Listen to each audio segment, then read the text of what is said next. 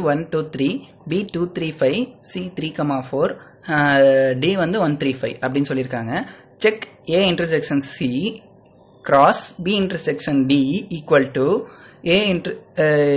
A cross B intersection of C cross D அப்படி சொல்லியிருக்காங்க. அதாவது A வெட்டு Cயும் B வெட்டு Dயும் மல்டிப்ளை பண்ணி வர ஆன்சர் A இன்ட்டு Bயும் C இன்ட்டு Dயோட வெட்டுக்கு சமம் அப்படின்னு சமமா அப்படின்னு கேட்டிருக்காங்க.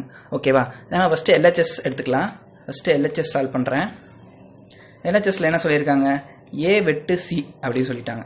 சரியா, நம்ம இப்போ A வெட்டு C எப்படி கண்டுபிடிக்கலாம்னா, அதாவது ஏயும் சியும் எழுதிக்கலாம். ஃபஸ்ட்டு 1, 2, 3 வெட்டு C. ஸோ C வந்து 3, 4. ஓகேவா, 3, 4.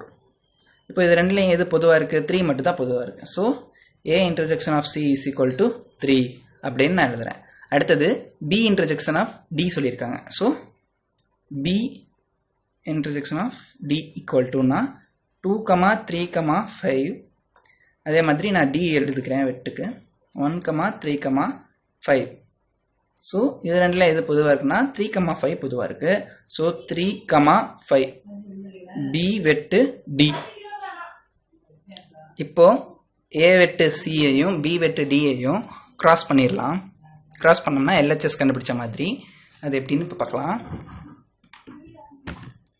இப்போ நான் என்ன பண்ண போகிறேன், LHS கேட்ட கண்டிஷன் படி A intersection of C intersection of D equal to, இப்போ இதை என்ன பண்ணுங்க, 3 வந்து இதோட ஒரு மல்டிப்ளை பண்ணணும், இதோட ஒரு மல்டிப்ளை பண்ணணும். அதுதான் நமக்கு தேவையான LHS இருக்கும். ஸோ LHS வந்து 3, 3, 3, 5.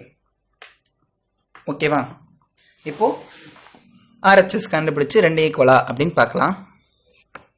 RHSல என்ன சொல்லியிருக்காங்கன்னா A இன்ட்டு B வெட்டு C இன்ட்டு D அப்படின்னு சொல்லியிருக்காங்க.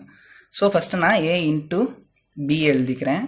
ஃபஸ்ட்டு A வந்து 1, 2, 3 கிராஸ் 2, 3, 5. இது ஒரு நிமிஷம் கிராஸ் பண்ணோம்னா 1, 2, 1, 3, 1, 5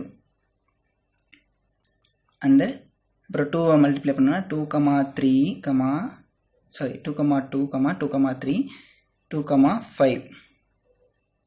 அதே மாதிரி 5 3 வந்து உள்ள மல்டிப்ளை பண்ணோம்னா 3, 5 3, 2 நான் அப்படியே மாற்றி எழுதிக்கிறேன். நான் எல்லாமே கரெக்டு, நான் பிளேஸ்மெண்ட்ஸ் மட்டும் தெரியாமல் மாற்றி எழுதிட்டேன். இப்போது A கிராஸ் B கண்டுபிடிச்சாச்சு. இதே மாதிரி C கிராஸ் Dயும் கண்டுபிடிக்கணும். ஓகேவா, so C cross D equal to C என்னது 3, 4 இன்ட்டு D வந்து 1, 3, 5. இப்போ இது ரெண்டையும் கிராஸ் பண்ணோம்னா நமக்கு 3, 1 3, 3 3, 5.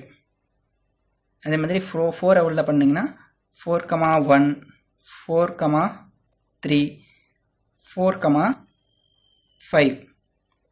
ஓகேவா, இப்போ இதோட வெட்டு தான் நமக்கு தேவையான RHS. அதாவது இது ரெண்டில் இருக்க பொதுவானது. இப்போ 1, 2 1, 3 1, 5 அது எதுவுமே அதில் இல்லை. அதே மாதிரி 2வும் இருக்காது, ஏன்னா ஸ்டார்டிங்கே இங்கே 3லேருந்து தான் ஸ்டார்ட் ஆகுது. ஸோ 3ல் செக் பண்ணோம்னா நமக்கு என்னென்ன கிடைக்குது, 3, 5 இருக்குது. ஓகே, அப்புறம் வந்து 3, 3 கிடைக்குது. 3, 5ம் 3, 3யும் இந்த இருக்குது பார்த்தீங்களா, 3, 5 3, 3 இது ரெண்டு தான் ரெண்டுலேயும் காமனாக இருக்குது. ஸோ நான் அது ரெண்டையும் எடுத்து எழுதிக்கிறேன். 3, 3 3, 5 இதுதான் என்னது A cross B intersection of C cross D.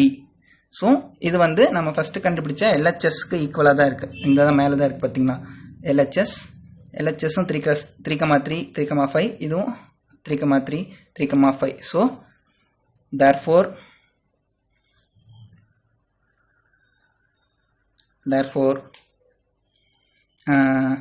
A intersection of C into B intersection of D equal to A into B bet C into D is true.